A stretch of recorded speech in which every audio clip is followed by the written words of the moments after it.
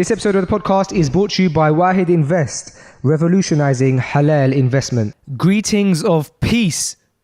Hello everyone. Welcome to Freshly Grounded. This episode is brought to you by Warhead Invest. Warhead Invest. Guys, listen here. Have you got some savings? Have you got some savings?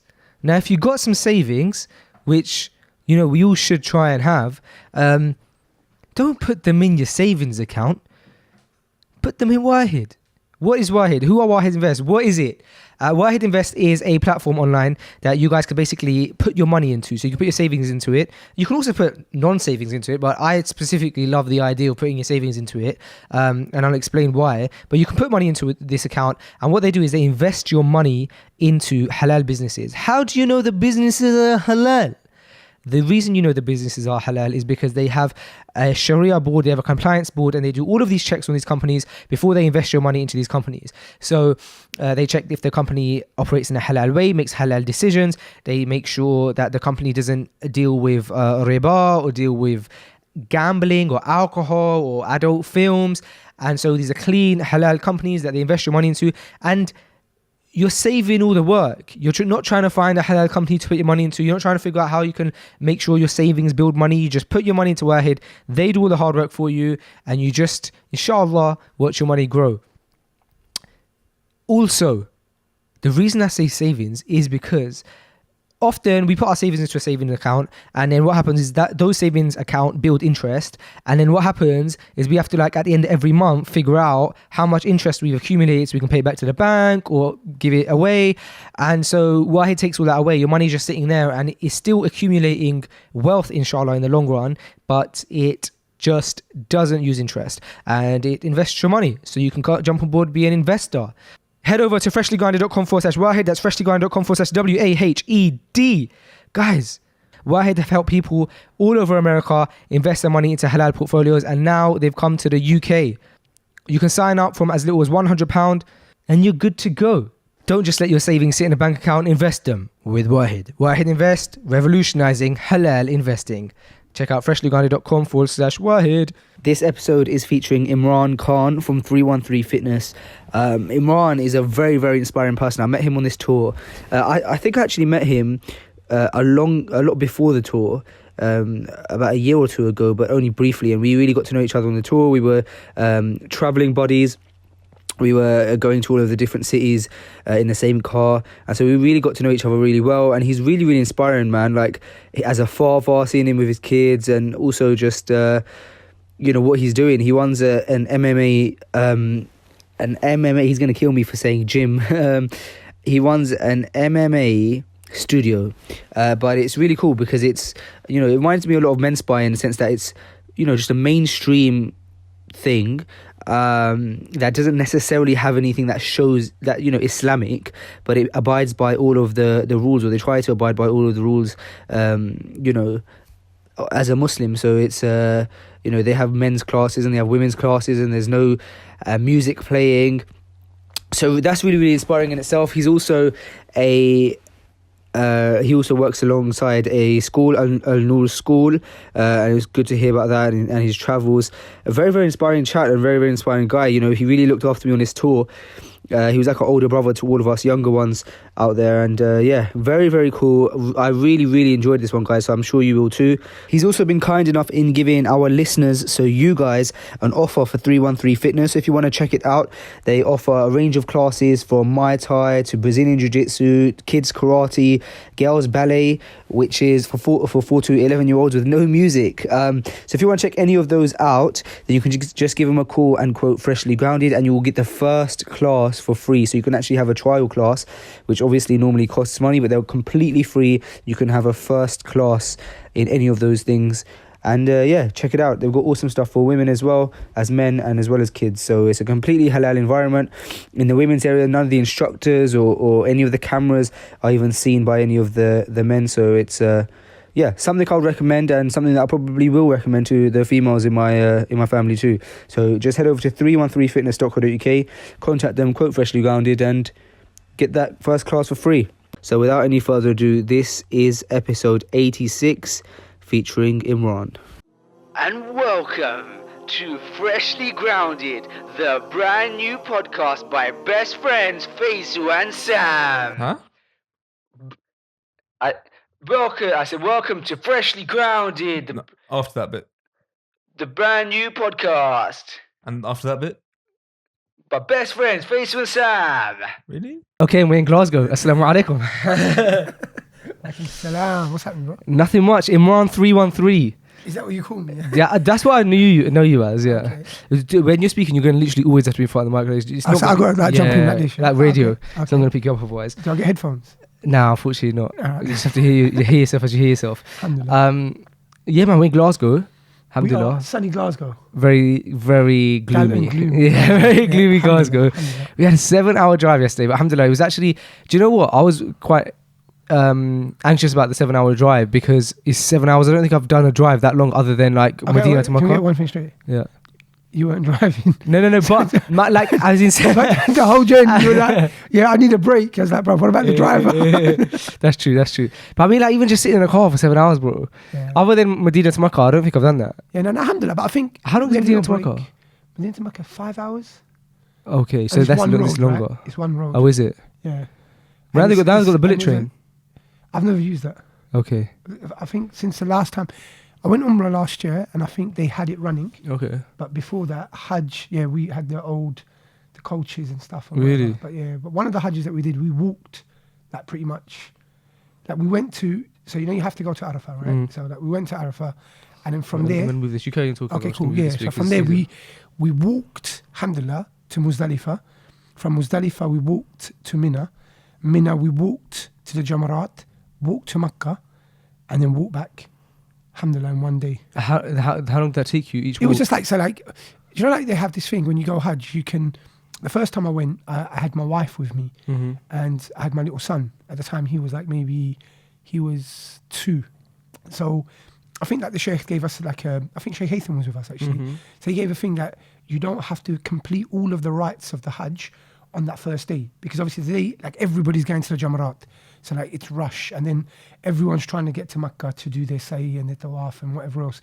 So you can actually delay that. So as long as you do like 2 of the 3 rituals, I think it is, i.e. like you shave your hair and your sacrifice is done, you can come out of the state of ihram, the minor state of ihram. But then you still have to, obviously, when you get back to Makkah after the days of Mina are done, then you do your tawaf and your sa'i. Okay. So you complete the Hajj. But alhamdulillah, the second time I went, I had my mum with me. So she was a little bit more chill. She was like, yeah, you carry on. Like, I'll do it when I get back and you can crack on. So me and a few of the brothers, that's what we did. But you know what? When I say we walked, bro, subhanAllah, that was a mad one. From the Jamarat, we got onto PEDs. You know, you get the guys, like they're flying around. Yeah, so you can yeah. hide them. Yeah. And they take you into Makkah. So we're I say yeah, but actually I don't know. Right, we're in ihram now. Okay. And there's 4 of us. We've hired 2 mopeds. So they put 2 passengers on the bike Oh really? with the guy riding, yeah? Do they still do that? This was like maybe 7 years ago or Okay. something, right? Bro, the guy stacked the bike in the tunnel that you're getting into Makkah. So as we're driving in, bro, you know what? It was like mad, but we're in ihram. But Who was on it? You and then one of your It boys? was me, there's a brother called Knife. You know Ustad Knife, right? Yeah. Yeah, so Knife was with us. A brother called Ayaz. He owns Okay. like 5 lads. Okay, I remember you So saying so Ayaz, and there's another brother, Asim. So I'd only met them guys. I knew Knife from before, obviously, because he was a local brother. So we was like 2 on one bike, 2 on another. And bro, for these guys, it's just about getting there, dropping you, getting back. They're just doing fares. They just want to get in and out. But like we're going to a tunnel just before you get to Makkah, and the guy didn't judge a gap. He tried to cut the other bike up, bro. Alhamdulillah, we got up unscathed. Like we didn't have no injuries or anything. And then he offered to take us. We were like, bro, thanks. Like, we were right. Yeah. We can walk from here.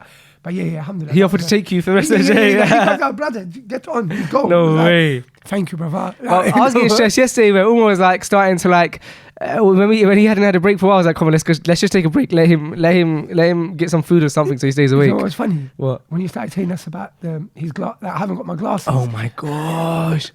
Bro, he was like, I can't see the sat nav because I haven't got my glasses. I was like, you can't see the sat nav, how you see the road? SubhanAllah, man. Brother, he done well though. Alhamdulillah. He done well. You've done Umrah and the Hajj how many times now? Because I remember you were mentioning in the car kind of.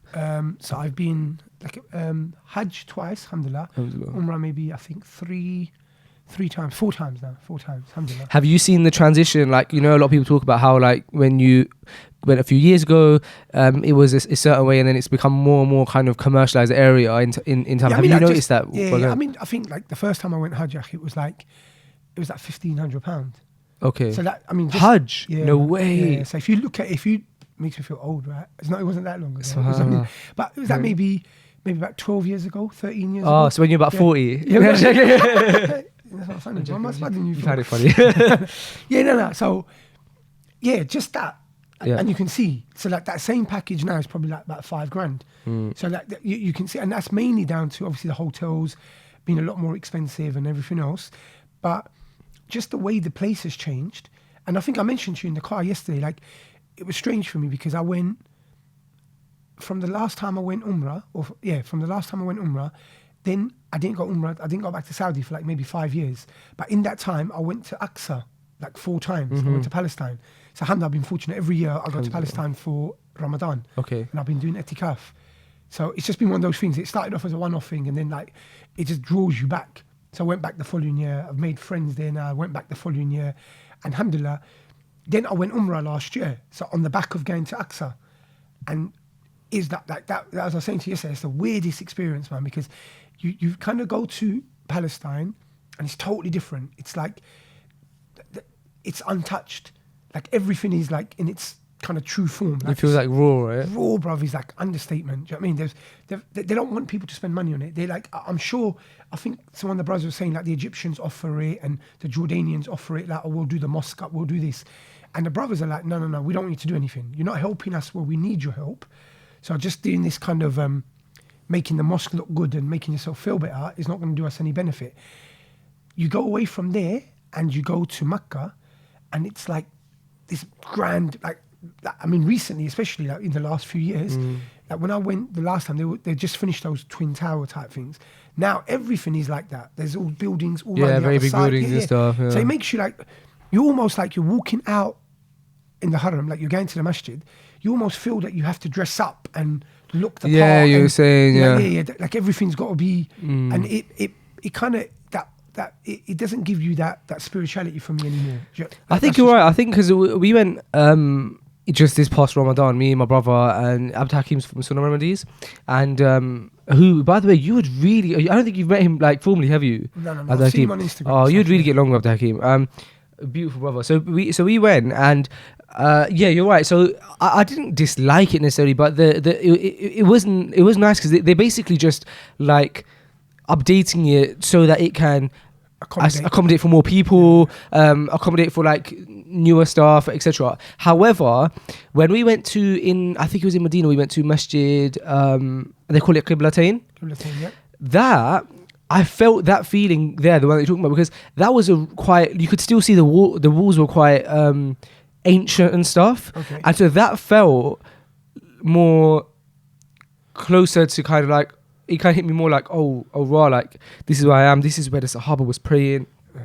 And it hit me more.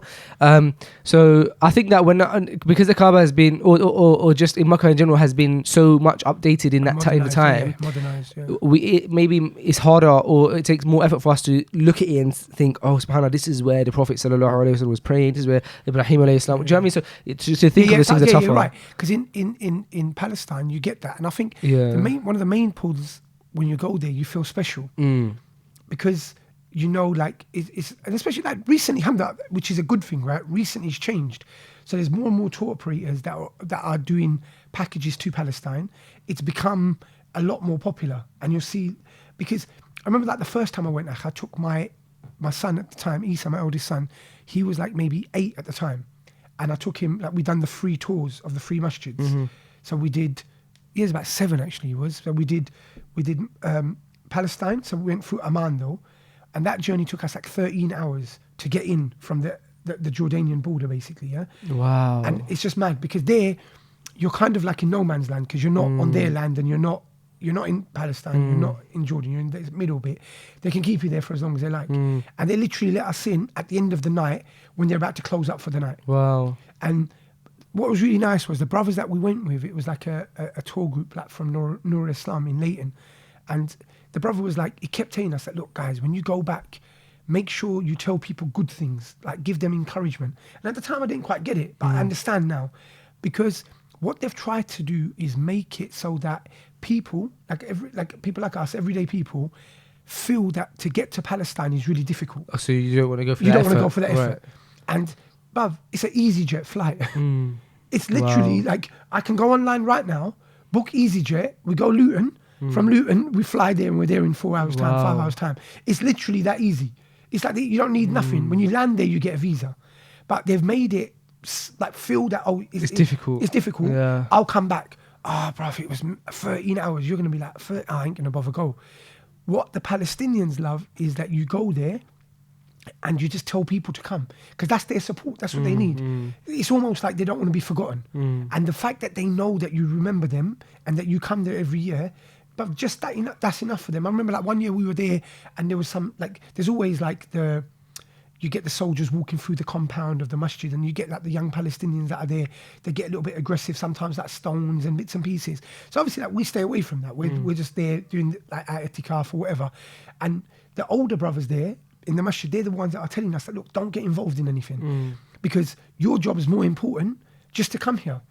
We don't need you to come here and do some madness and get banned from here, because obviously, bruv, like, when you're there, people get emotional, people start getting a bit, but you just have to detach yourself from that emotion. Remember that you're there for the ibadah, you're there for worship, and it's a blessing. It's a blessing, and you're there. Beautiful mosque. And wallahi, bro, just when you're in etikaf there, bro, like, it's really strange, right? I say this to brothers, it would be really difficult for me to do etikaf anywhere else in the world after you've done it in Really? Masjid Aqsa, bro. My father-in-law did itikaf in Mecca this past Ramadan. So when I was there, he happened to be there at the same time, and it didn't look easy, man. Because obviously, well, first of all, it's Ramadan time, well, obviously because it's itikaf, but there's like just so many people there, bro, and it doesn't look easy at all. Whereas when I've done itikaf a few times in masajid in the UK, it's like very chilled. The food's coming in. Like there's volunteers, like you might just have to hoover the masjid one time, like that's it. Like so, I could imagine Makkah to be tough. Yeah, Makkah, it seemed very tough. Just purely from the amount of people, and I say that because when we're in Aqsa on the Jum'ah days or on the 27th night, you can imagine it gets really, really busy. And they're not really allowed to spend any money on the but how the whole like 27th night gets by is actually a miracle. In Mecca? In Aqsa. Oh, in Aqsa, okay. Because it's like, it's not, you know, the infrastructure of it and the back end, even the wudu areas, the toilets and whatnot, they're not made to handle that many people. So like you've got like you've got two ablution areas, but one main one, actually it's like a gate, maybe about 10 foot wide, and imagine the amount of people that are trying to get through there. And then inside there you've got little couple of brothers are selling little coffee thing, and because it's technically it's outside the masjid, so they're selling there, but obviously it's the only place you can go, so they've given you ijaza to go out to make wudu and stuff or use the bathrooms. But when you're trying to get through, it's like you're getting crushed. So it's that many people that turn up there, and then after the 27th night it dies down.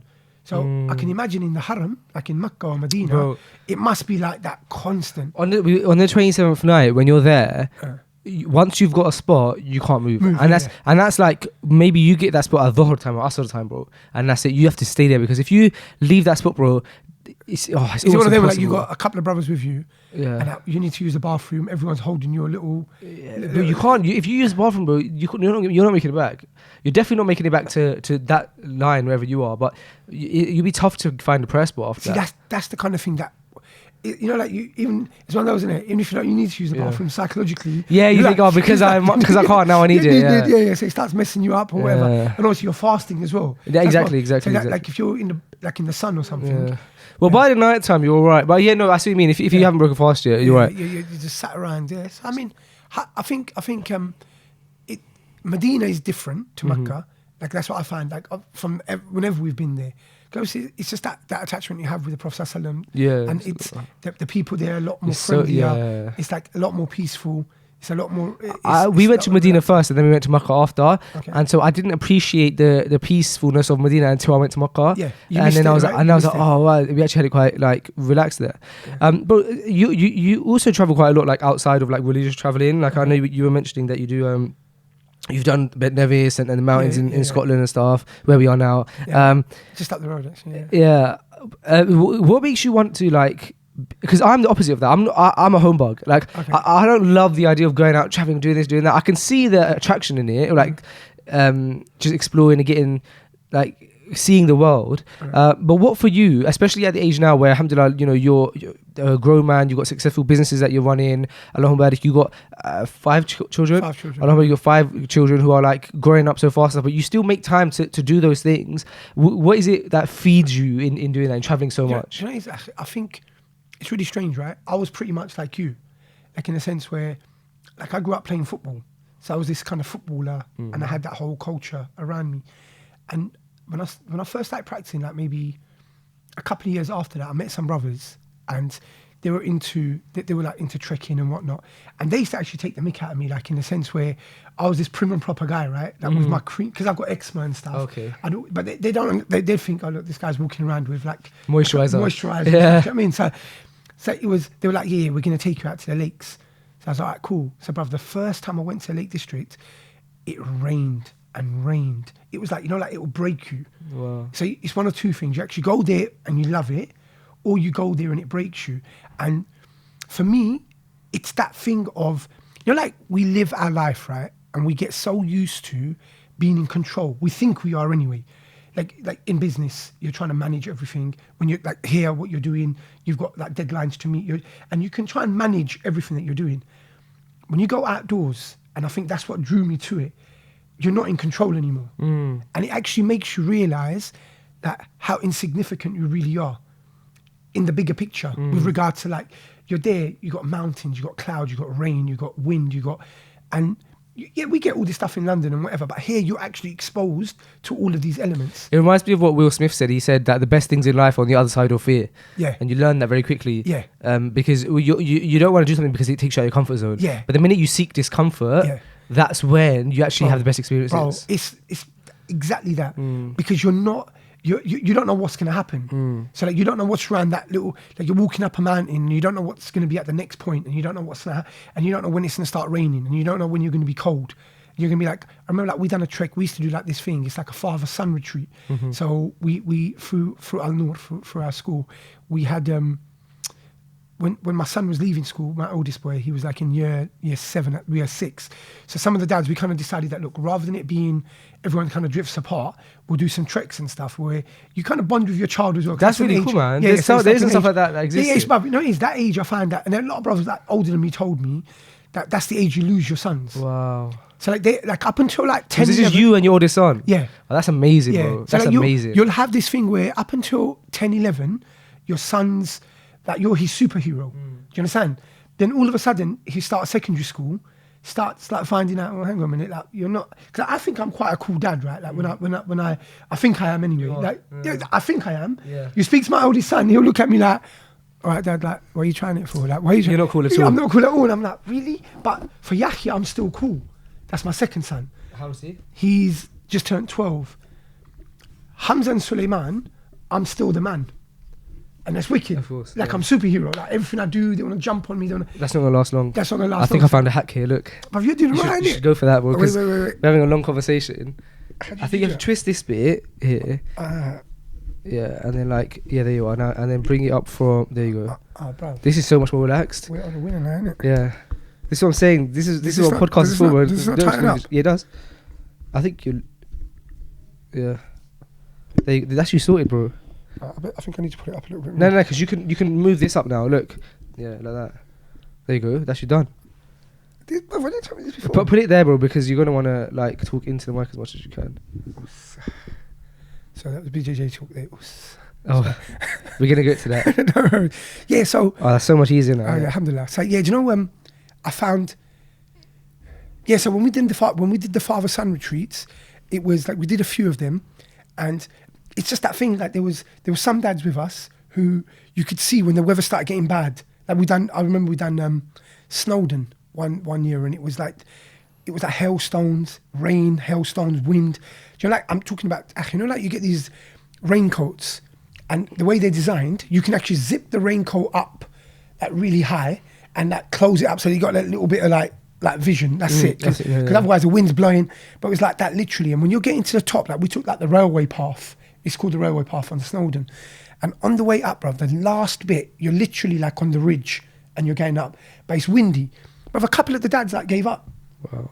And I was like, man, you're with your son. Yeah, your son can't see that. Yeah, you get me, right? Yeah. Like, I was like, you got to battle through this, man. You got to like, it's just that thing of, and the ones that completed it with us, bro, that you could see when we got back down to the lodge, that night was like weird. The ones that didn't make it, there was this, cause you can't go back. It's done now. You're back. There's a bit of regret. Yeah, Why didn't I just go through Why it? didn't I just go with A it? bit of discomfort. But especially when you see the joy in the ones that completed it. It's like everything tastes better, the food tastes better, the evening's more relaxed. Like it's that, and you got these, oh yeah, remember this, remember that. And the guys that didn't make it, they were a little bit kind of like not involved in the conversation. But it's important, man, when you set yourself goals like that. And yeah, that's the answer to the question. That's what it is, and that's what it just draws you back. It keeps Is it drawing you addictive? back, bro. It's something else. Like it's like, you know, they call like London the concrete jungle, right? Yeah. So for us, it's even more difficult. And I think the fact that we have to get in a car and drive for 5-6 hours to get to the lakes or get to Wales, that makes it a little bit more difficult. So Right. what we normally do is we'll go out on like a Thursday night, we'll leave, we'll travel through the night, we'll get somewhere to a campsite, pitch a tent that night, wake up on like Friday morning, start our trek the whole of Friday, stay up in the mountains on Friday night. So basically you're carrying with you your tents, you're carrying with you equipment, food, whatnot, whatever you need.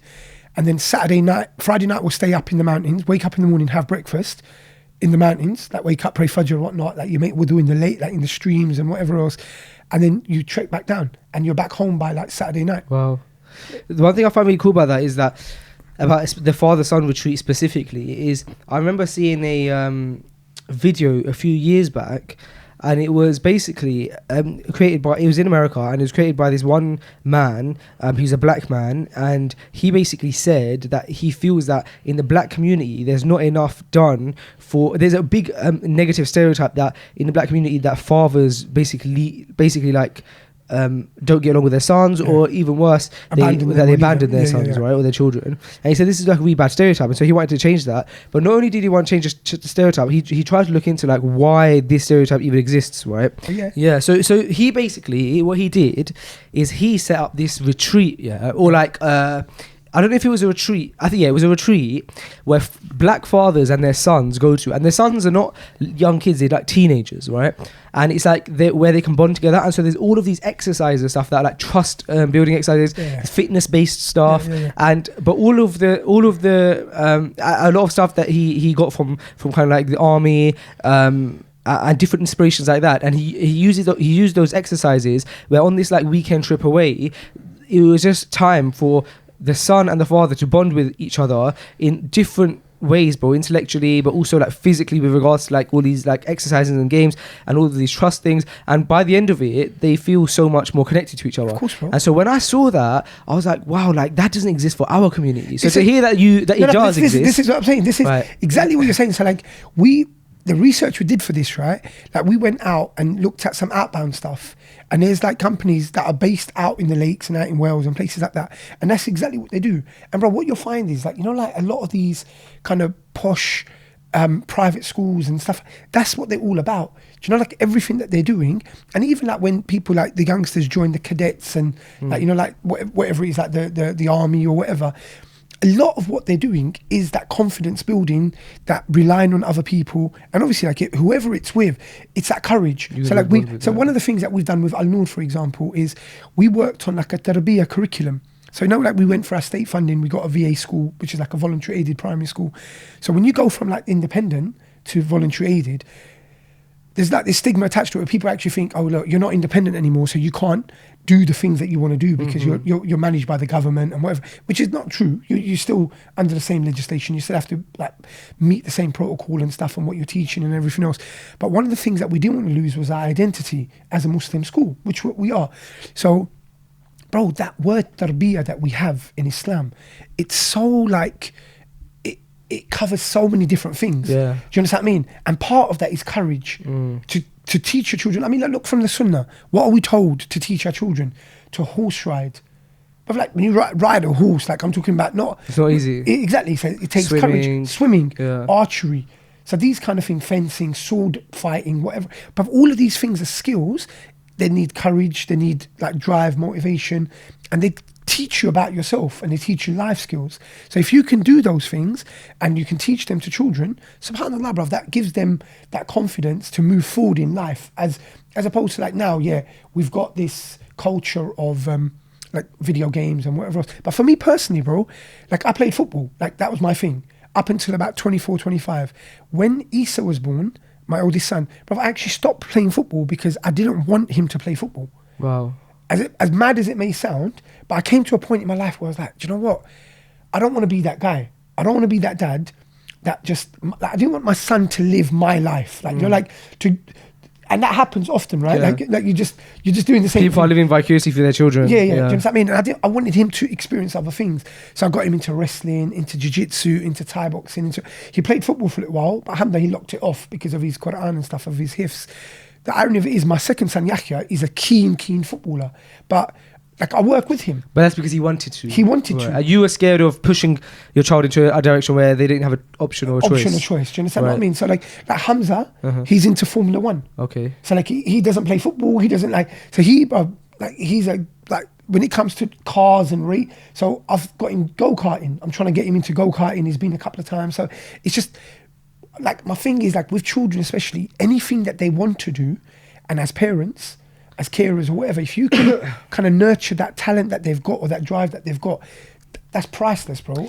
It works really, really well for them. That's one of the things that I truly believe in. And me, myself, not being a parent, I really believe in it too. And the reason is, bro, is because my mum, whenever since we were young, bro, all she's ever said to us is do what you want to do. Yeah. Other than that, I'm happy. Like obviously, there's obviously limits, but Yeah. do what you want to do and study what you want to study, etc. She never put any restrictions on us, right?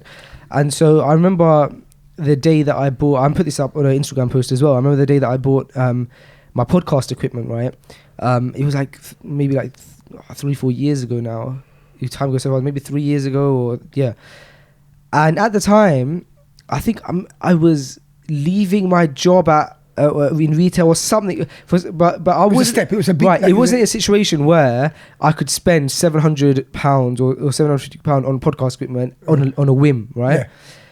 But I did, and I remember sitting in front of my laptop in the dining room in my mum's house that day, and adding everything to cart, and being like, "Wow, it's £700. Like, how am I? Like, this is a big investment for me." Yeah. And then I just thought, you know what, I'm going to buy it. So I bought the podcast equipment, not knowing if it's going to be beneficial to me or not. And I literally went upstairs and I said to my mum, I said, I basically either just did the stupidest thing in my life or the best thing, because I could really do that money. Like, and she was like, well, let's just like hope it does well. Like, she wasn't like, oh no, how can you do that? That's just stupid. She's like, oh, let's hope it does well. And that gave me encouragement. Because like, I've got the backing of my mum. And bro, alhamdulillah, now, like 2-3 years down the line, you know, that £700 through the podcast has paid itself off tenfold. Do you know what I mean, or whatever? But the point is that she always put it in our head to do what you want to do, right? And to try things. And so I remember when we first got our first got a proper sponsorship with Freshly Grounded, I went to my mum and I spoke to her and I said, no, it wasn't when we got sponsorship, it was when we hit 1 million downloads. Okay, so this is a few weeks ago, maybe like last month. And I went to my mum and I said to her, I got her like a little gift, and I said that this is for you because I hit 1 million downloads. Okay. And I said that you might sound confusing why I'm giving you a gift for something that alhamdulillah we've managed to achieve, but I said that the reason being because it really boils down to the conversation that you've always had with us and the fact that you've always told us to do what we want to do. I said now I'm reaping the benefits of you saying to us, do what you want to do. When if I'm honest, but that was a click of a button. I either bought the podcast equipment or I didn't. And one of the things that made me do it was knowing that my mum was supportive of anything I did. And so how important is that for you as a parent to just say, you know what you want to do within reason, what you guys want to do, I'm fully supportive. Yeah, I think that's see, you're a little bit younger, obviously, than me, right? A little bit, yeah. And tiny bit, just a little bit. So then what happens is, see, it's like different generations. So like my parents, like my dad, may Allah bless him, if he was alive now, he'd probably be like 77, 78, maybe a little bit older, hitting 80. So that, I'm guessing that's a lot older than your parents. So that generation was very risk averse in the sense where, you know, it was that kind of keep what you've got, don't go out, don't spend money, don't do that. You know, like it was just, so like when I was young and I was setting up my business and stuff, my dad actually lent me some money originally. And it was like £1,500 or something, yeah, to buy stock for my shop originally when I first opened up. And it was like, he told me about it every day. And I was like, my thing was, man, I can't wait to give this money back to him. Because it's just, in the end, he didn't take it back off me. But he was just, that was his way, just to make sure that, like, he'd want me to open all the hours God sent. Like, that was his mentality. Like, you've got a business, just work. Why are you going to play football? Yeah. Why are you, like, he couldn't get the fact that I'd lock up my shop to go football on a Saturday. Okay. When I look back, it was quite stupid, but I was young, right? So I was still doing the things I wanted to do, but I had a business. So now, like, for me, for my children, it's a little bit different. So the way I think, so with my son, he's studying, he's doing his GCSEs this year. I had like a strange conversation with him recently. I was like, man, when you finish your GCSEs, if you wanted to take a year out, like, I'm all up for that. And he's like, really? So I'm like, yeah, like, because I'd like for him, I don't know, it might sound strange, but I didn't want him to do and this is for all of them, you know, I'd like to go school, college, uni, work. You know, it's kind of like set out for you. And I'd like for it to be a little bit different. So I'm saying to him, like, look, try different things. Like, take a year out, finish your hifs, travel, go Egypt, go like whatever. Do you know, like, whatever. That year out, you grow up a little bit, you go to college. But alhamdulillah, he was a little bit more thing than, he was saying to me, look, I'd rather go college, because he goes, if I have that break now, I don't know what it will be like if I'll be able to go back to it. Yeah. So he said, I'm gonna go college and then see after that. So I'm like, cool. So that was nice. But it's nice that you're able to let him make the decision. Yeah. But that's my point. Yeah. Like, I'm saying to him, I'm like, he trains jiu-jitsu. I'm saying to him, bro, like, do what you got to do. I talk to my son, I say, bro, and he looks at me like, why are you calling me bro? Yeah. But it makes me feel young. But I'm like, pursue something. Like, if you enjoy jiu-jitsu, train. Like, I'll support it, compete. Like, if he's competing and he's going to the World Championships, he's going to Abu Dhabi, but I'm there with him. I want to go. So it's nice for me. Maybe I'm like a bit selfish. Like, I'm thinking, yeah, that'll be, I'll enjoy that as well. But it doesn't have to be. I think the main thing is, right, our parents used to think that you had to have like a career, you had to have this stable income, and it had to be something like this, like a podcast, right? To anybody out there, they'd think, is that a job? Really? Like, how would that work? But there's people out there, YouTube, you know, or it's not like a career. But you look at youngsters now, that's what they aspire to be like. So Yahya, for example, he watches every YouTuber under the sun. So he goes, yeah, I was watching this. I'm like, bruv, do you watch anything apart from YouTube? Oh. So it's just, that's where he gets all his information from. Oh, this YouTuber was hiding in IKEA. This YouTuber did this. YouTuber. Yeah. So they're all into that. So that's normal for them. So that they could make a career out of that. That's what the way they see it. So it doesn't have to be a solicitor, lawyer, doctor, like so as generations are changing, and I think it would be quite sad if our generation, like my generation now, was still the way our parents were. There has to be... You have to adapt. It has to happen. So Allah knows best. Like, one of the things I say to Isa all the time is that, look, if I don't mind what you do, as long as it's halal, as long as you're a good Muslim and you understand that, and that's how you live your life. But just remember that if Allah's blessed you with things and skills that you can use to benefit other people, then that's what you should do. Because there's ajr in that, and there's reward in that, and it's multiple reward, as opposed to you, one person, living your life in a halal way, going work, coming home, looking after your family, which is, bro, that you can't underestimate that. That is priceless. But if you have the capacity to, and Allah's blessed you with it, get out and do more. And like even us coming here, bro, like, you know yourself, you've left your family, we've come here, we're on the road for like 4 or 5 days, do you understand? It's a sacrifice. And like we were saying yesterday, from the time you leave your house, you're kind of leaving in the way of Allah. You're doing something for the sake of Allah. As long as that intention is there, the whole journey that we're doing, there's reward attached to it. You make dua, you do dhikr, you ask Allah for forgiveness. And you're like, if we were to die on this journey, you're dying in the path of Allah. If you have that intention, you're doing something for the sake of Allah. And I think it takes like you have to kind of understand that, if this is just my take on it, if you don't take the opportunities that Allah gives you, to earn reward, he doesn't need us, and you'll be replaced by somebody else. So, you know, like we kind of like get like caught up in that sometimes ourselves. Like we think, oh, look at me, man, like I'm doing this, or I did this to help, or I did this. But that's the scariest thing. You know? Like, so that's what they say about your intention. So it could be before, during, or even after the act of whatever you're doing, that your intention could change and you could lose that reward. So that's where continuously reminding yourself. With this event specifically, I remember thinking in the car when you had mentioned that. We went off on like from one to I don't know where we ended up. You gotta stop me sometimes, bro. Nah, man, bro, this is what podcasting is about. Okay, alhamdulillah. When we were in the car and you mentioned that intention thing, sometimes like you're saying, you do struggle with having the right intention because you see it on a mass level, or you see it from a selfish perspective. And then what I thought to myself, and this really helped me with my intention, is I thought that, let's say for example, we're speaking in front of 5,000 people. I thought to myself, every one of those is an actual person, and there could be a person, just one person, who could have been dragged along to this event by their practicing brother or sister, but this person themselves is not practicing, and they get dragged along and they end up watching this and they end up taking their religion more seriously because of it, and that alone would be enough of a reason as like for you to do this. Do you know what I mean? Because I'm the type of person who I would drag someone along. You don't have to look at the bigger. So it's very. I think for me, it's very important to like really nail it down and look at the details of it, to like really like think, like, look, this is why we're doing it.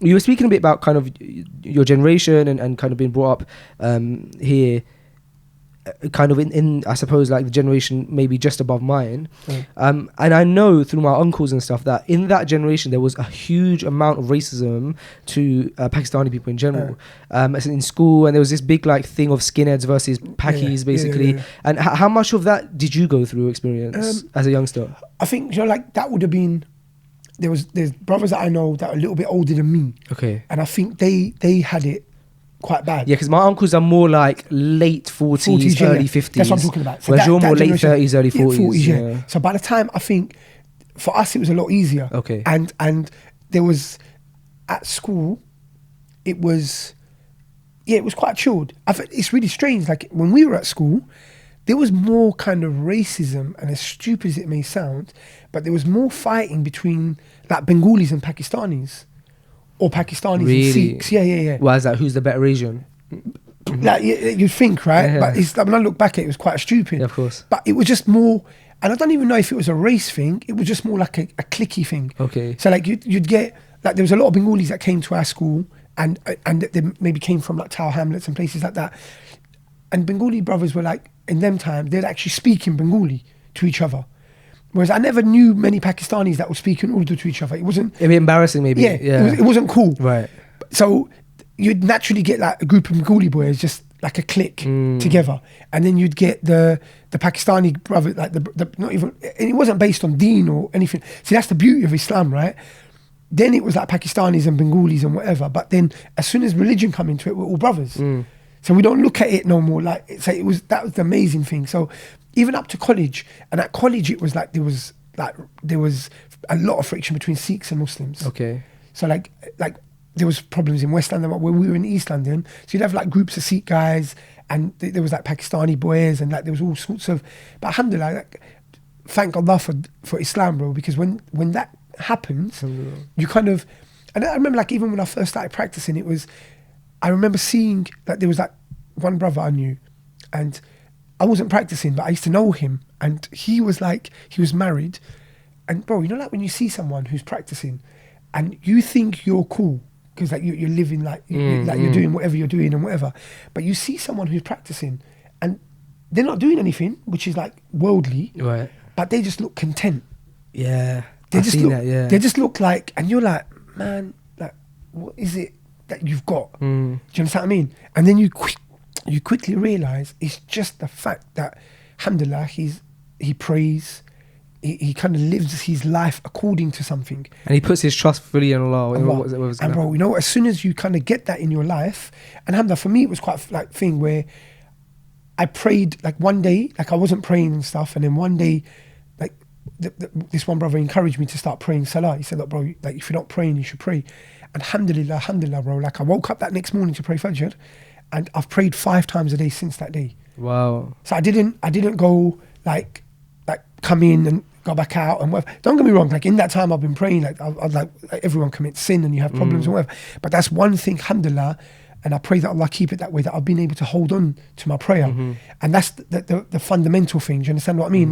Whereas like I've known people where they'll come into the deen and then they kind of leave it again, and then and I think sometimes that's like a trick of shaitan as well, that you think that because you've committed sin or you're doing something wrong, that You're not worthy, maybe. yeah. And why am I going to pray? But this is like, I remember, it's really funny, right? There was this like documentary once on TV. It was like one of those BBC documentaries, and they were like featuring Afghanistan, and it's like this mad opium field, yeah. Oh, okay. Yeah, I yeah. think I saw something similar. And there's this old man sitting there with his like imama on and whatnot. He's got his Kalashnikov. He's sitting on like this little manji thing they have in Pakistan, yeah. And the guy's talking to him about this opium and this heroin that he's supplying to like the whole world or whatever.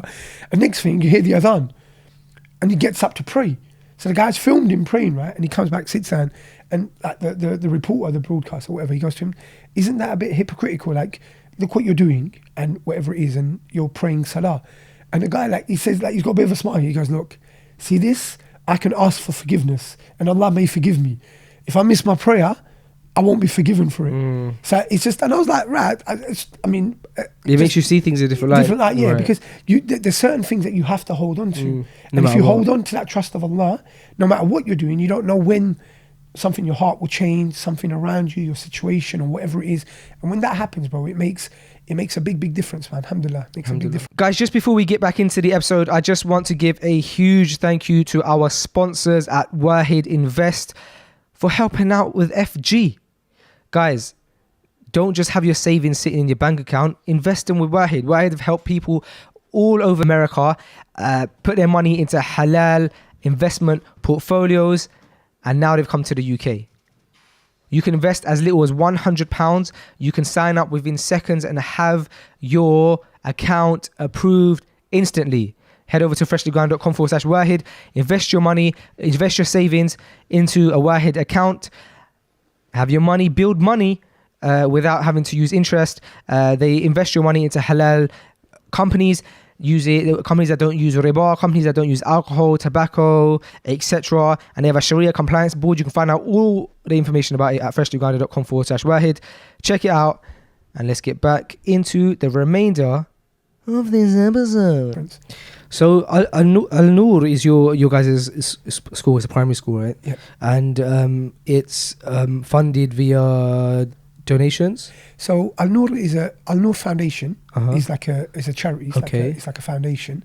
And originally it was just one independent school. Okay. And alhamdulillah, I was fortunate. I got involved maybe about 15 years ago now. Wow. And I became a trustee. So I was involved in 1 year. I helped organise like a fun day and stuff. We're on our 15th fun day. 2019 will be fun day 16. Wow. So yeah, and it was like them days there weren't many fun days, and we had like 8,000-9,000 people turn up to it. Now it's like a weekend event. And from there, because I'd organised events and stuff before I started practicing, so I've always enjoyed organising things. So I was always been quite hands-on. So we did that, and then alhamdulillah, they asked me to get involved. And then I was working because I used to run a property maintenance company, so I got involved in the estate side, helping with the building. And it was like an old building, which was converted, it was like a factory converted into a school, which was originally bought on Qarz Hassana, and it was a fee-paying school. So the parents would pay fees, but it was like subsidised by the charity, so we'd cover costs. But the thing was that teachers are always paid less than average wage. You're always relying on people to kind of their goodwill to help out and stuff a little bit. Do you know what I mean? You'd always have staffing issues. Sisters would you'd always get like not such experienced teachers because they demand a higher salary. So you'd get kind of like newly qualified teachers. But then the problem with the sisters was like they're either going to get married or they just got married or they're going to get pregnant. So to retain staff was very difficult. And very unlikely you may get staff that are like had their children 15 years of experience. And they were happy with the salary. Yeah, right. You see where I'm coming from, right? So you'd always kind of have that battle. So we kind of always had it as a thing that we'd like to get like a voluntary aided school. So voluntary aided means it's like a local authority funded school. It's still like a faith school. So you get Jewish schools like that. You get like Hindu schools, Christian schools, church schools, for example. And so in Redbridge there wasn't a Muslim school. So we applied for it. Originally we went for like this old Jewish primary school. Like we bid for it and we missed out on it. and Krishnavanti, which is a Hindu organization, they got it. But alhamdulillah, Allah had better plans for us, alhamdulillah. And then the site that we had, which we originally bought for like maybe £500,000, it was £500,000. We bought the house next door for like 90k, and then we bought the pub next door to it. Like, we just bought along, yeah. Wow. So the pub was 600 grand, 650 grand. SubhanAllah. So the whole thing set us in at around about say 1.2, and then the money that we'd spent on it, refurbishment. But the pub was empty. So originally we tried to get that pub site for a secondary school, but we kind of worked out it was too small. We weren't going to be able to do that. So then we negotiated with the local authority that how about if we use the whole site for a primary school. So alhamdulillah, they agreed eventually to build a 2-form entry. And what that basically means is 2 forms of entry. Like every year there's 2 new classes joining the school. So when it's running at full capacity, there's like 420 students. So alhamdulillah, that was approved in 2015. And we had a choice now. So we had a school that was running, which was like an independent school. It had 175 children. So it was like reception 1, 2, 3, 4, 5, and 6. It'd been running for like 15 years. So we had a choice that we had to close the independent school down, but we had children in the school, and we wanted to see them through. We didn't want to just switch the light off and say, right, we don't need you anymore and see you later. So we started looking for new locations. So we thought, right, let's find something that we can use.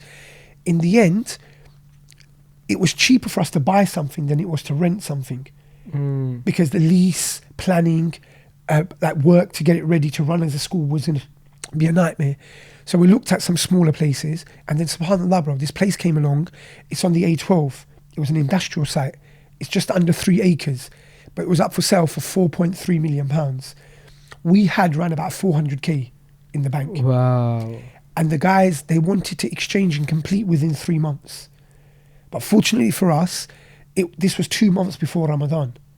Okay. So like I remember walking into this meeting, and it was like, yeah, there's this site. And it was like, first everyone was like looking at everything. There's like 10 of us, 11 of us in our team, right?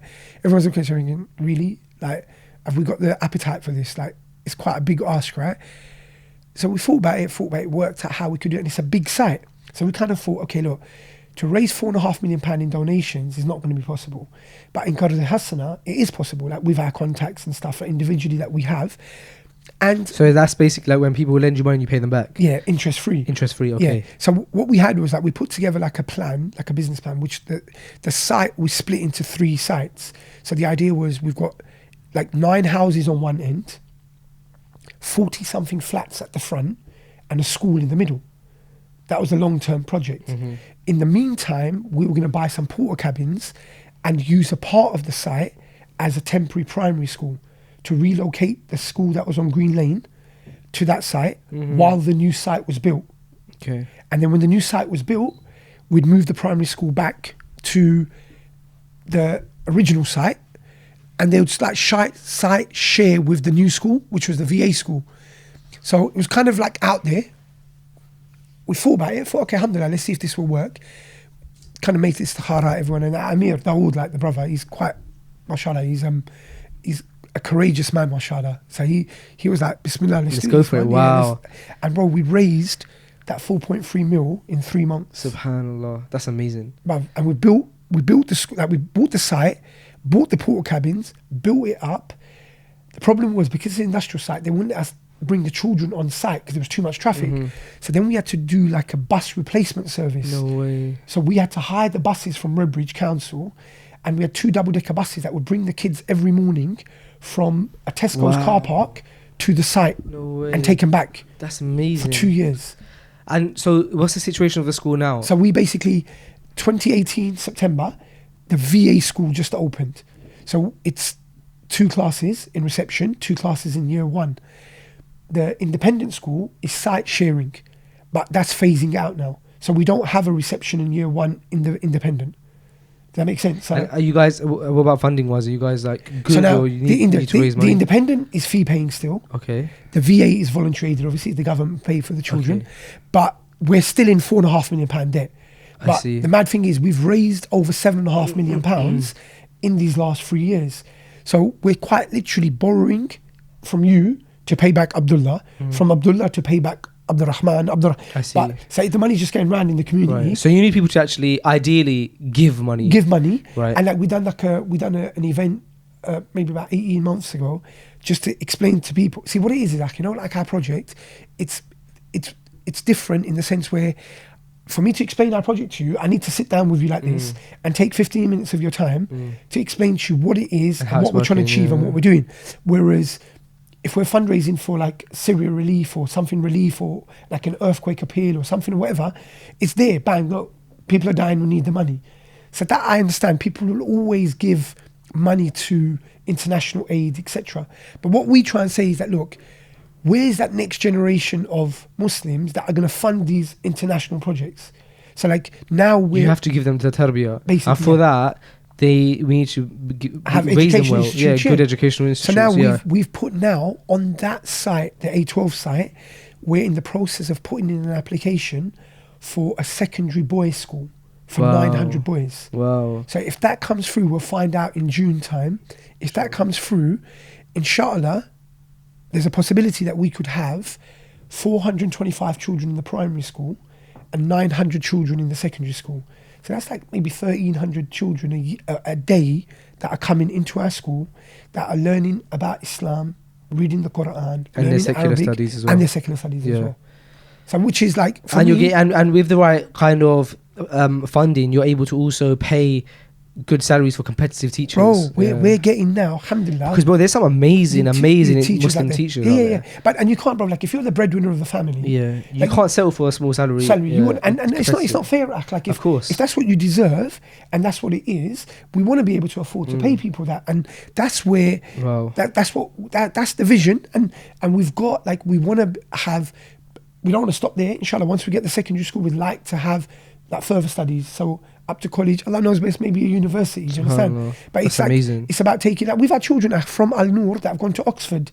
Wow. We've had, so this year just gone was our first cohort that left, finished their degrees.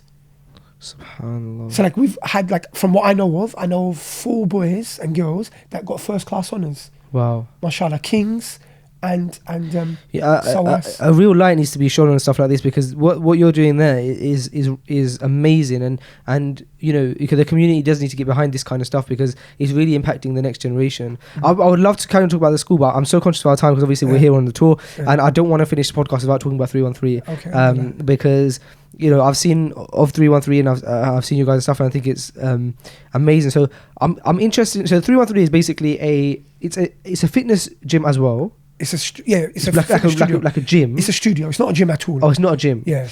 It's fitness So studio. But so you have basically- you can go there and just like Train. No, train. you can't. Oh, you have to Yeah. do jiu-jitsu or wrestling. No, so basically everything's class based Okay. or it's instructor based. Okay. So it's like a personal training space. So the concept behind that is, like, if we're a gym, then we're competing with every gym out there. Right. And bro, like, there's gyms that charge like £10 a month and no contract and whatever. So just from that perspective, it's hard to compete because they're chains and they've got a lot going on. And forget that for 1 second. It's the main concept behind it was that personal touch. So a lot of people, bro, like they sign up to the gym, they go to the gym, they don't know what they're doing in the nicest possible way. And they kind of like go in and they're looking around and they've got this new resolution thing going on and they've got whatever it may be. And someone's on the bike and they jump on the bike, and someone's on the treadmill, they jump on the treadmill. And they're not really getting much benefit from it. They don't know how to gauge what they're doing. They don't set themselves goals. And don't get me wrong, there'll be like a percentage of people that are gym guys or girls that are training and they know what they're doing. But I'm talking about the majority. So we kind of took it back a step and thought, you know what, how can we help people? And like my background was more like wrestling, jiu-jitsu, etc. But what I found was people weren't ready for that.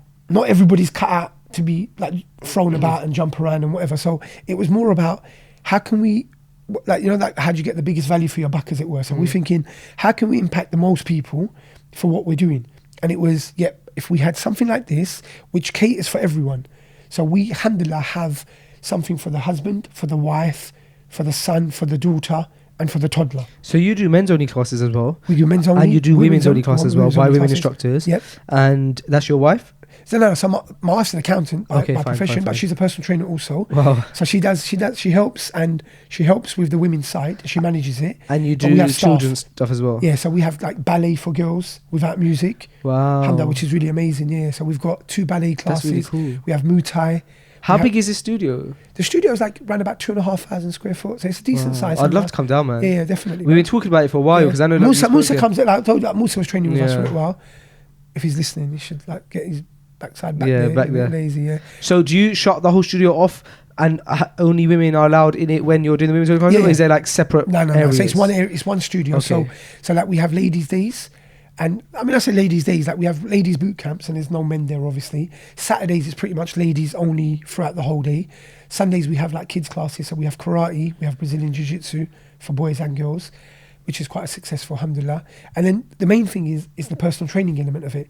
So like, Do you do classes like legs, bums, and tums? No. So the boot camps are like our most. Not that I'm interested. You know, in that, I was going to say that. Why are you asking that? There's too much information, bro. I'm cheeky because I know that's like a normal one, like gyms. Yeah, and I mean, so you're not. So it's more like specialized classes. Yeah, we don't. It's use not like, oh, you do. We don't play music. Okay. We don't play music. Fine. So alhamdulillah, which is good.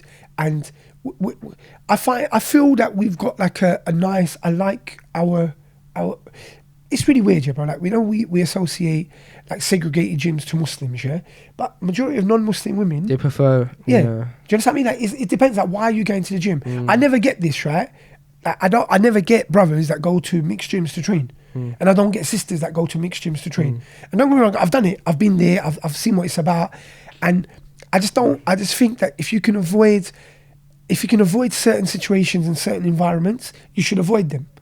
So if people support these kind of things, and there's brothers up and down the country that are trying this and trying to create a halal environment. But the problem for me was, right, whenever you found like a Muslim halal gym, and we don't push ourselves as a Muslim gym at all, but when you get that, it's normally run down and it's not nice, and the branding is not nice, and it's quite. So we wanted to make so like we kind of pride ourselves on the place being nice, the equipment being up to date, it's clean, it's tidy. Looks nice, yeah. So we want that. So we want it to be somewhere that anyone will feel comfortable to train. And It's a shame you don't have a studio in West, man. you know what it is, but we get that. I get brothers from South London asking, but what the main thing was for me, the studio started off as something just on the side. So I used to run a property maintenance company. That was my day job. I'd done that for like maybe 17, 18 years. And alhamdulillah, my business partner bought me out like maybe 3 years ago, and I moved into the studio full time. And it was kind of like I was able to do something that I enjoyed. So not a lot of people get to do that. So it was like a blessing in that sense. And at the time I was a little bit like worried, like, you know, like you're moving into like when you're like 36, 37 years old and you're selling an established business. And you've got kids. And you're going into something that you're not 100% sure about. But see, it was weird, yeah? You know, like when you're saying about like the way your mum gave you that kind of thing, like, don't worry, it's cool. My older brother was like that for me. He was like, he kind of just went to me, look, do what you need to do and I got you. Like, and I was like, really? So I was like, okay, this sounds all right. Do you know what I mean? So, you know, just, and I didn't need anything from him. Apart It's from nice that, to have that safety net mentally. Wallahi, bruv, that's all it was. Just to know that someone's got my back.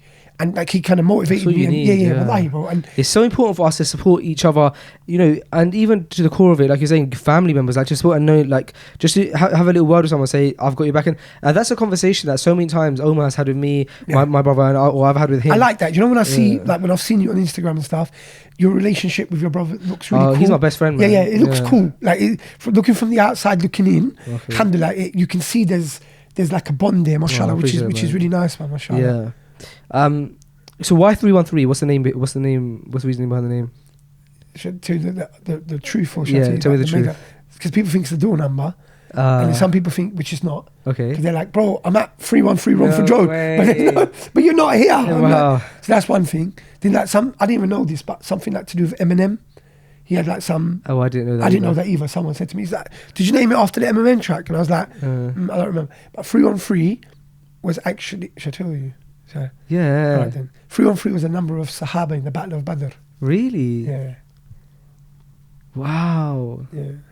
That's So it was- amazing. So it was like Because I know it was around 300. Wow. 313, yeah. Subhanallah, that's amazing. Apart from when I met one brother from Medina, he goes to me, "Akhi, you know it was 314. No way. I was like, don't drop those Don't do that now. difference of opinions on me, bro. don't do that now. We'll stick to the 313. But the good thing is, like, on the back of 313, alhamdulillah, like 3 years ago, I set up a company called goactivate.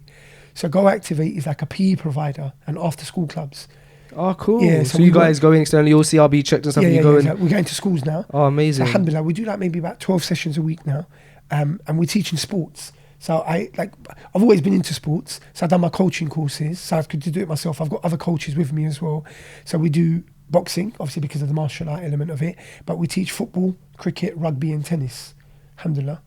what's so amazing, bro, is I'm so upset that we have to round the podcast up now because I feel like we haven't even touched the surface. So I would love to have you back on, inshallah. But what I find so amazing, bro, is when brothers are able to create Islamic friendly businesses without compromising any of their without compromising any of their beliefs or morals, but do it on a mainstream level. So it's not even, I'm sure nobody ever looks at 313 and goes, oh, that's a Muslim gym or Muslim studio or Islamic. No one says. However, you have been able to do something on a mainstream level without compromising that. And it reminds me of something that, you know, Sam Abdul Samad, who started this podcast with me, he runs a huge chain of very successful barbershops. And bro, they don't have music in their stores. They don't have pictures on the walls. Like, this is how much it is. But exactly, you know what happens? You know, if you're in control of what you do, and you leave your trust with Allah, then you don't need to compromise anything. I was going to say that because they've won so many awards on the mainstream level, and to the point where barbershops are trying to copy them all around the world. And on top of that, I thought, but then it might be difficult to have conversations like, you go to a barbershop, why isn't the music playing in the barbershop? It's a normal thing, right? So I said that to him, and he said, well, I just say to the customers, if any customer says to me, why are you not playing music? I say to the customer that we promote conversation in this store. Thank you. And I was like, that's amazing. But there's so many ways. Because that doesn't, you don't have to go, oh, because of our religious beliefs. That might scare someone away. But if you say, we promote conversation, why not conversate? Yeah. Bro, you know what it is? Depending on how you, exactly what, and that's a good one, like in the sense where you kind of neutralize that situation without going into it. Makes us feel a bit dumb as well. Okay then. But it's like we have loads of non-Muslims, alhamdulillah, that train with us, but whether it be the martial arts classes, personal training clients and whatever. And honestly, bro, like I find that they value what we do. It's like we've got Big Nasty trains with us, right? So he comes into the studio and whatnot, but like when it's time to pray, he's like, he'll wait, watch us pray. Oh, wow. There's other people, and the thing is, bro, it's like you're educating people about what your religion is. And the one thing I find is that Islam teaches us to be kind to people, to be generous, to be hospitable, to be polite, to be friendly. And when you have your own business, you're able to do these things, whether they're Muslim or non-Muslim, because you're in control.